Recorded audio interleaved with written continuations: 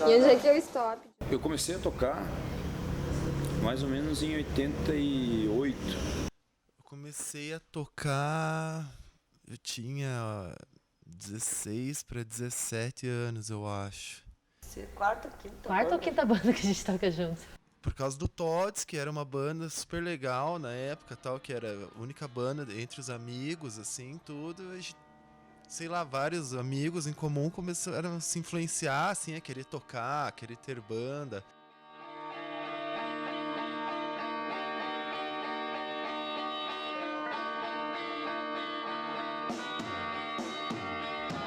A gente tudo meio que estudava junto, não no mesmo colégio, mas como os colégios eram todos ali pelo centro. Então a gente se encontrava depois, já sabia que um tocava não sei o que, outro tocava não sei o que lá, ia pro ensaio na casa de alguém. Morava na rua Riachuelo ali. A gente frequentava esses ensaios dessas bandas, né, do Missionários, às vezes do Estúpido Truque também, que era outra banda que tinha mais assim, essa cara do psychobilly. E daí a gente começou a formar melhor as bandas, a gente tocava em pequenos bares. E daí nessa época eu ouvia Nirvana pra caramba, eu gostava muito. Aqueles caras que amarravam a camisa de flanela na cintura, quando a gente viu aquilo, né? Pra mim foi um encontro. Falei, pô, eu pensei que era só aqui que acontecia isso, né? Porque aqui a gente já era desse jeito, né? Carregar aquelas malas sem alça de colégio e com a camisa amarrada na cintura meio-dia, porque já tava quente, né? Você saía com a camisa de flanela, que a mãe falava, ó, tá frio, né? Curitiba é frio mesmo. E daí eu acabei ganhando uma guitarra e daí comecei a sair à noite e tal, e comecei a ver os shows do Todds, que era a banda que eu ouvia mais naquela época. Então, eu conheci o Alessandro lá através de uma amiga que estudava com ele no mesmo colégio lá. Ele falou, tem um menino lá na minha sala que acho que você vai curtir, conhecer. Ele gosta de rock, faz um som. Eu falei, legal.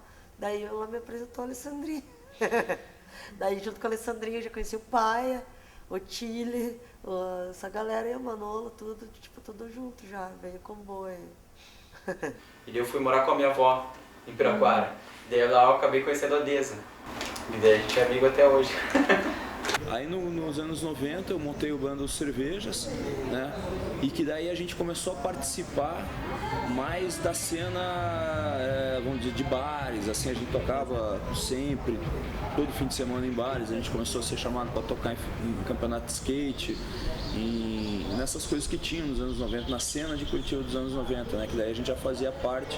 Essa cena que a gente não iniciou nos anos 80, a gente fez parte de uma geração que participou disso nos anos 90, mas o rock curitibano, o rock existia muito antes disso, né, com Blindagem, Beija-Flor. A turma do 92 era uma turma mais ligada ao rock mesmo, né, que eram meus amigos. O Cassiano era meu companheiro, assim, eu era amigo dele. E assisti os shows do Cassiano no 92. Lá eu conheci o Hellis Publica, o Fabinho. O Hellis Publica, eles tinham 13 anos, 14 anos quando começaram a tocar lá. Eles eram uma gurizada, assim. E eles tocavam muito bem. Apresentando o Comando da Tarde. Vamos ver o ensaio da grande banda Hellis Publica. Vem comigo. A gente era menor de idade, eu era o mais velho da banda quando a banda começou. Eu tinha 14 anos. Os outros tinham 13, 12.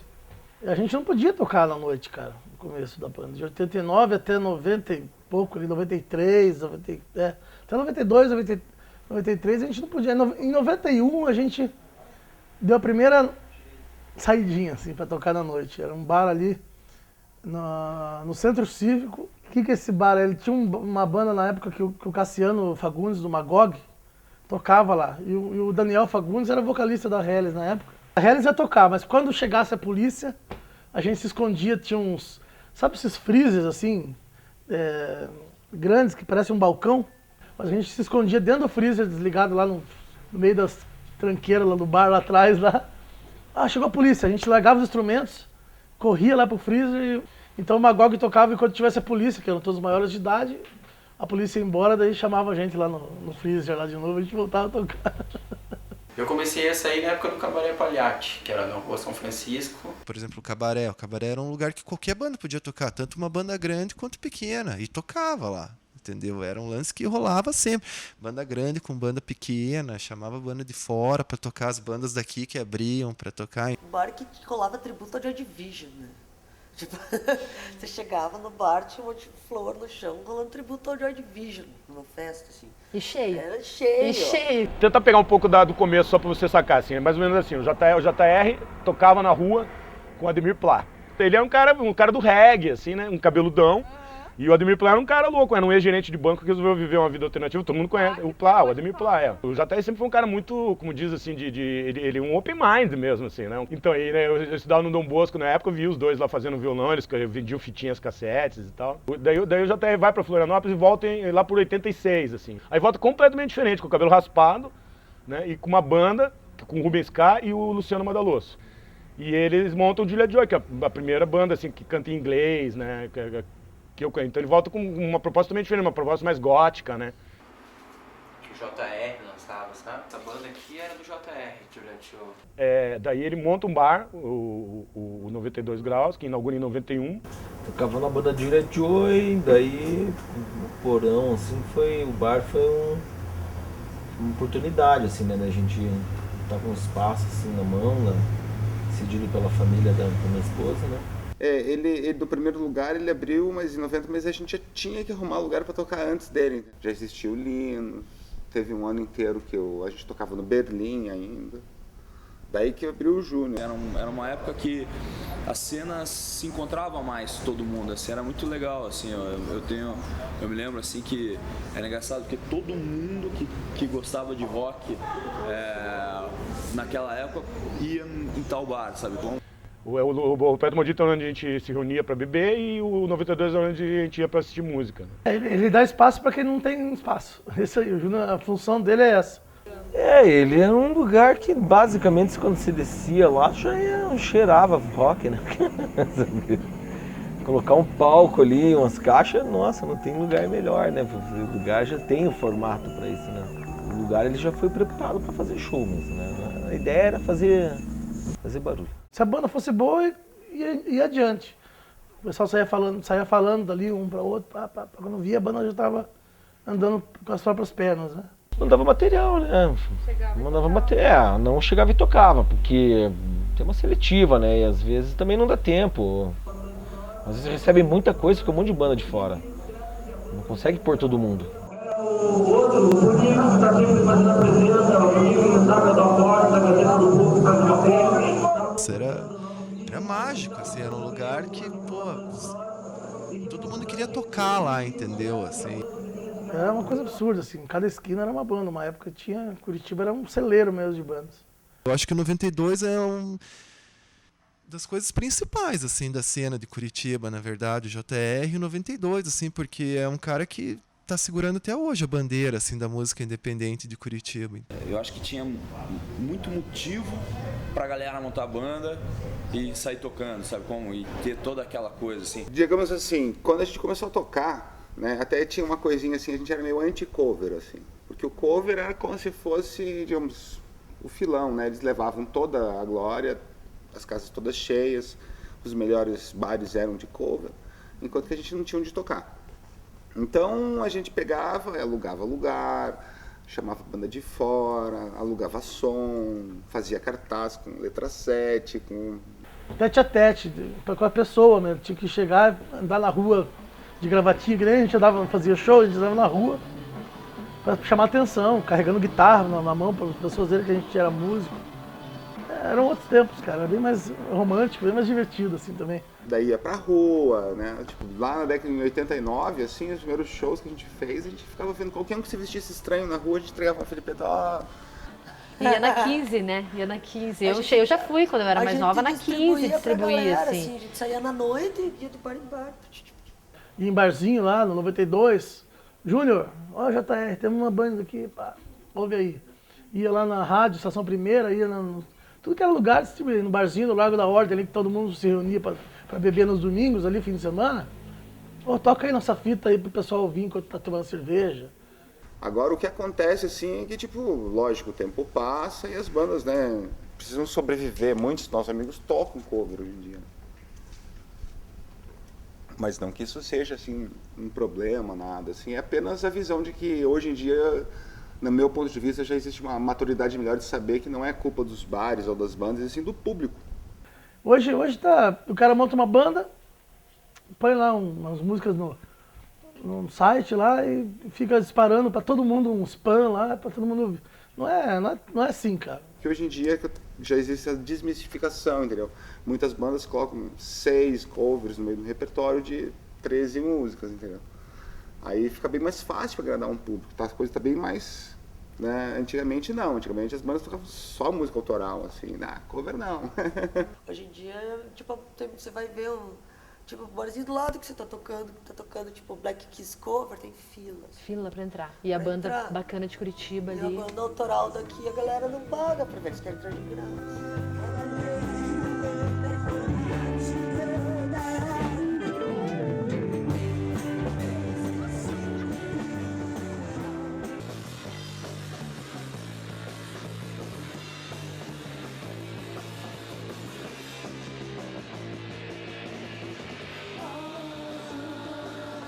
Quinto também foi um lance, meio que um marco, assim, na época que tava fervendo, assim. Foi muito legal esse festival. Uma pena que não tenha mais, assim, essas coisas.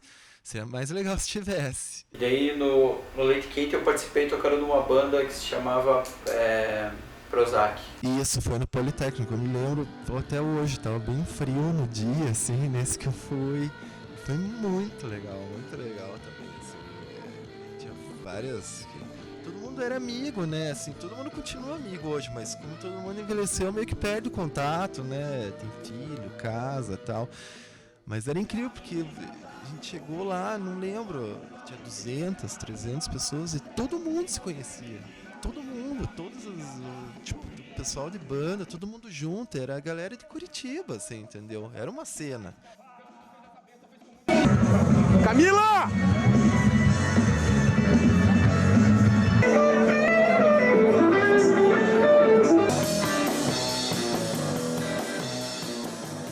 Também naquela mistureba que virou os anos 90. Bandas barulhentas e tal, né?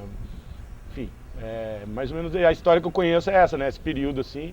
E daí, durante esse período que a gente fez a guerrilha gráfica lá, que é a história do Mr. X, que é uma das histórias mais curiosas da música, né? A gente fazia flyer, tudo colagem, rasgava, botava fogo no negócio, colava data de calendário, de santinha, de qualquer coisa. Vários formatos, palavra de revista para fazer os cartazes.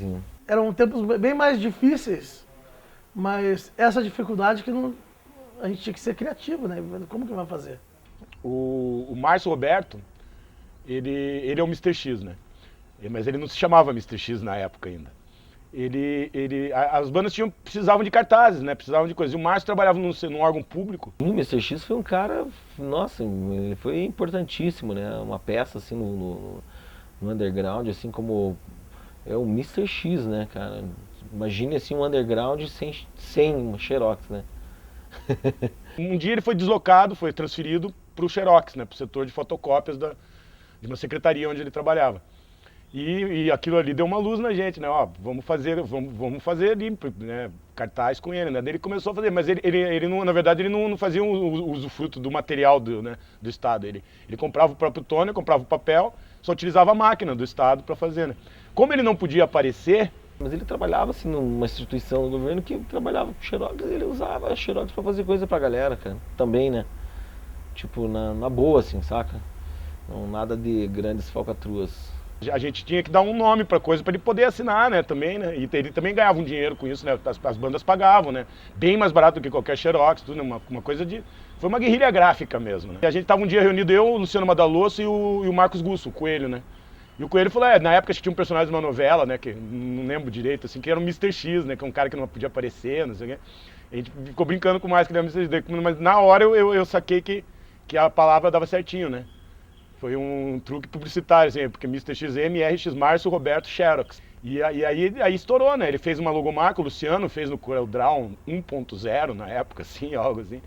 Uma logomarca, ele adotou a marquinha, então todo o material gráfico que você pegar desse período, né? Isso aí já foi em 91, quer dizer, 92 surge em 91, lá por 92 mais ou menos que ele começa a fazer, que era o Márcio Roberto Xerox. Foi uma malandragem que a gente fez na época, mas assim, com a melhor das intenções, assim, né? Eu diria que até, a gente fez uma coisa ilegal, foi uma guerrilha mesmo, né? Então... É uma falcatrua cultural. Ajudou muito todas as bandas. Se você perguntar pra galera toda, né? Todo mundo tem um cartaz, né? De banda tem um cartaz assinado pelo Mr. X, assim. E ele apoiava, assim, em troca, a galera colocava esse logozinho aqui, mas ele apoiava muitos cartazes mesmo. Ele morreu em 2009, né? Foi vitimado por um câncer e tal, mas o período mesmo, assim, mais, né, que vinha, era muita coisa, sabe? Aí todo mundo que tinha fanzine resolveu fazer. Eu fiz 2 livros de poesia.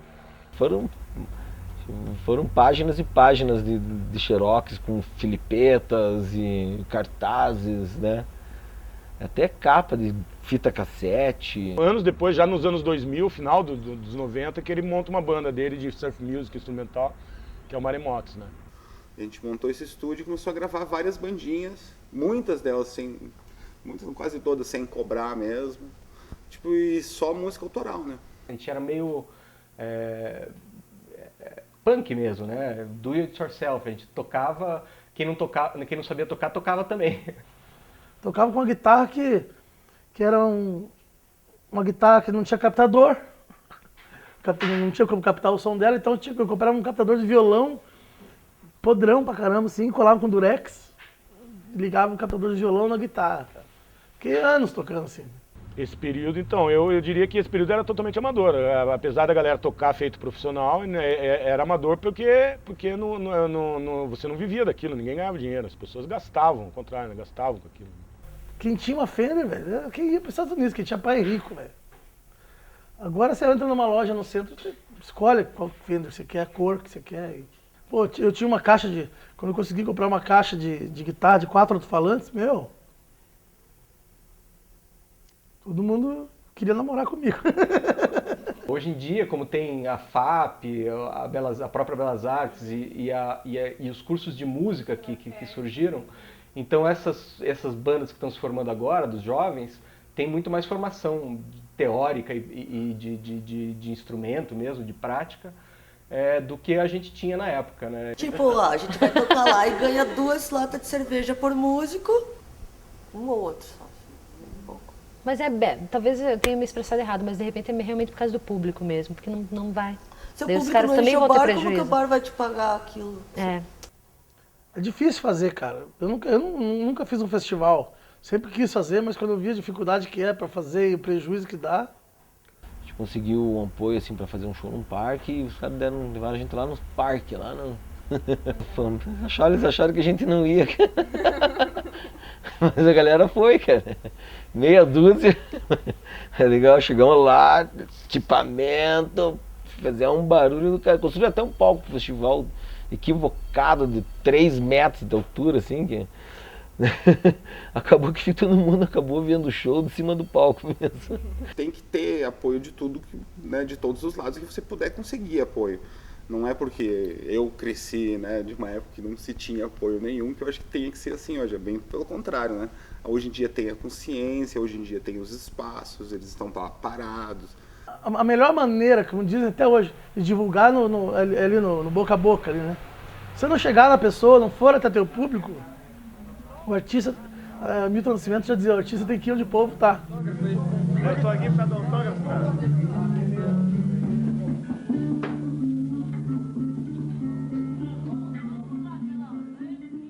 Antigamente tinha muito fanzine, né? Você tava numa cidade que nem Curitiba, tinha lá um maluco, esse Neri da Rosa era um fanzineiro, né?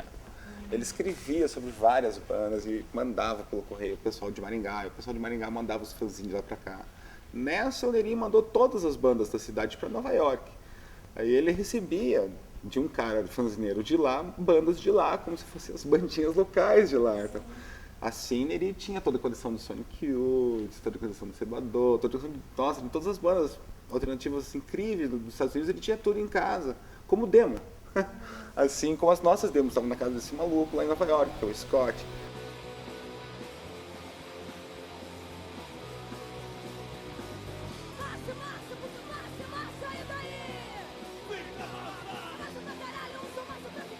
Mas a rádio, por exemplo, ela nunca mais teve um vínculo muito forte com a cena. O Fernando Tupã, ele assumiu a Rádio Educativa durante um mês e ele tocou durante um mês bandas locais na cidade. Foi um caos, assim, para o povo da Educativa. Os diretores ficaram em pânico, tiraram ele, destituíram ele depois de um mês, porque ele trocou toda a programação na rádio. Mas foi a primeira vez na minha vida que a minha música tocou na programação normal de uma rádio. Porque tocar na rádio já tocou várias vezes em programas. A música de Curitiba, poucas vezes você ouve ela na programação da rádio. E também, naquela época, nos anos 90, tinha o Caderno Fã, né, do Abonico, que era um caderno na Gazeta do Povo, que falava de música e falava muito de bandas de Curitiba. O leite quente esfriou mesmo. Assim, o rock tem uma representatividade, assim, porque o público gosta, tem público pra rock. Você tem que batalhar, tem que correr atrás, tem que fazer música, tem que ir na rádio, tem que ir ficar na internet divulgando, tem que fazer show, tem que tocar em bar com som fuleiro, tem que tocar em lugar legal, tem que Cara, não pode parar, nunca. As pessoas gostam do que está sendo falado no momento, entendeu? Do que, estourou na internet, é legal, tal. É complicado, eu acho que o povo ele depende de uma lavagem cerebral mesmo. Ele precisa, assim, meio que ser educado, que nem uma criança, assim, né? Ele precisa, isso aqui é uma letra A, isso aqui é uma letra A, isso aqui é uma letra A. Isso aqui é uma música regional, daqui de Curitiba, da piazada daqui. A gente está sabendo o que está, sei lá, na TV ou no Facebook e que direciona muito a gente aos nossos primeiros princípios, né, às nossas primeiras intenções. Né? Eu sei o que no Facebook eu recebo uma notícia da mensagem da banda que eu curti, mas essa banda eu já conhecia. Pergunta assim, e aí, quando pergunta para mim de fora, como que tá a cena lá em Curitiba? Eu falo, a gente está fazendo a cena não morrer, porque depende dos artistas manterem a chama acesa e o público acompanhar. Se o público não, prefere pagar 200 pau, 500 pau para ver um artista que vem uma vez a cada 50 anos para cá, é legal, tudo bem, mas não deixa de pagar os 10, 20 pila para ver uma banda aqui. E mal sabe, aquilo ali é um baita incentivo para a banda, porque não é uma banda que a gente está falando, a gente está falando de 200. Direcionar mesmo o seu talento musical para alguma coisa que realmente pudesse garantir algum sustento, né? Com o que eu tenho de público, de experiências dos shows que eu faço, da minha música autoral, eu já teria largado mão faz muito tempo. Eu toco porque eu gosto, como eu falei, desde os 15 anos só tocando música própria, desde a primeira vez que eu toquei, coloquei um poema meu no armário, entendeu? Minha letra, né? Inventei uma música na hora e tô fazendo isso até hoje. Me viro com música, né? Vivi de música, assim, consegui viver de música só mesmo quando eu toquei no Copacabana Club. Uma coisa não mudou, você não vive só de tocar, né? Mas você vive de música, você faz projeto cultural, você tem um estúdio, né? E dá aula, programa de rádio, né? Eu acho que viver só de tocar é difícil, assim. Eu vivo da banda, eu vivo da cerveja, eu vivo das minhas produções. Quer dizer, a gente acaba que dá um jeito, né? Porque eu não tenho... Eu não trabalho com nada. Mas eu vejo que o Psychobilly realmente, ele desde a década de 80 até hoje é o único estilo que realmente só somou. E acabou que o festival, o Psycho Carnival meio que pegou essa lacuna aqui em Curitiba. Você vê, tem o Psycho Carnival, um festival internacional, a galera que se virou, através da música se virou, né? Consegue patrocínios legais, consegue se bancar e ainda ganhar algum dinheiro, né? Aí eles fazem a Psycho Fest, também o pessoal do Psychobilly é dos mais organizados, né? O pessoal do metal faz seus festivais, o pessoal punk faz seus festivais, o Júnior continua fazendo o National Garage, as coisas, né? Foram algumas edições, assim, mas a produção é da Psychobilly Corporation, né? Que é o Vladimir, o Wallace, os caras que fazem a correria e estão detonando, né? Lugares mega festival, né, deles. Uma produção muito massa mesmo. Então a gente vai tentar fazer com que o festival, o Psycho Carnival, ele não seja só um festival do Psychobilly ou do Surf Music ou do Garage. A gente quer realmente abrir que seja um festival da cena. Vamos ver se permanecemos aqui por mais uma dinastia. Tem que ter um tempo mesmo para você poder rever as coisas, a galera saber onde é que é o lugar de novo, dizer assim, porra, tá aberto? Ah, vamos lá, daí tá lá na frente do outro bar lá. A galera, até hoje ainda vai nos outros bares, assim. Tem gente que ainda pensa que é na Visconde, tem gente que muito tempo não vai, 92 abriu, porra, vou lá, passa lá. 2 anos, né? Que o 92 tá fazendo isso, né? A banda da próxima semana tá tocando lá agora, entende? Eu acho que outra coisa mais importante ainda, que é o lugar da música autoral é o lugar das novas bandas, né, onde se revelam, né? Isso que acontece. Eu comecei a me interessar pro rock vendo shows do Beija-Força, do Opinião Pública, porque era isso que a gente tinha pra ver, e eles eram realmente bons músicos, e você ficava, porra, se eles estão tocando aqui, por que eu também não posso, né?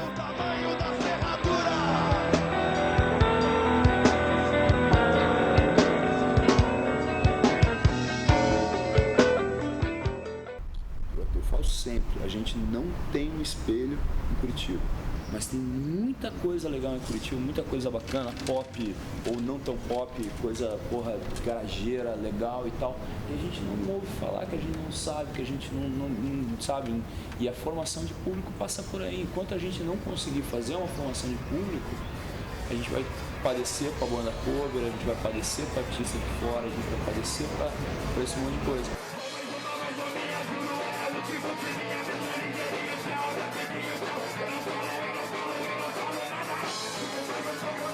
Isso é um movimento natural, né? Isso é um movimento da juventude. Se eles veem a banda mais bonita tocando e tocando bem, fazendo músicas bacanas, lá não é muito o meu estilo, mas tem gente que gosta, né? E ver eles tocando é um estímulo para você tocar também. E querer fazer, e querer apresentar sua própria expressão. Então isso é o que move a gente e o que vai continuar movendo. A Curitiba ganhou a pecha de uma cidade roqueira, né? Aí você fala em banda curitibana, já vem aquela coisa, putz, aí não é pra tocar no rádio, sabe? Aquela coisa meio underground, ruidosa, né? Eu tenho até certo ponto, eu tenho um certo orgulho disso, de ter feito parte disso também, né? Me orgulho, eu acho que Curitiba é isso aí mesmo. Se ninguém chegar pra mim e falar que Curitiba é uma cidade de rock barulhento, eu falei, é mesmo. Raul Seixas já dizia, não é um gênio, Raul é foda. Ele dizia, sonho que se sonha só, é só um sonho que se sonha só. Mas um sonho que se sonha junto é realidade.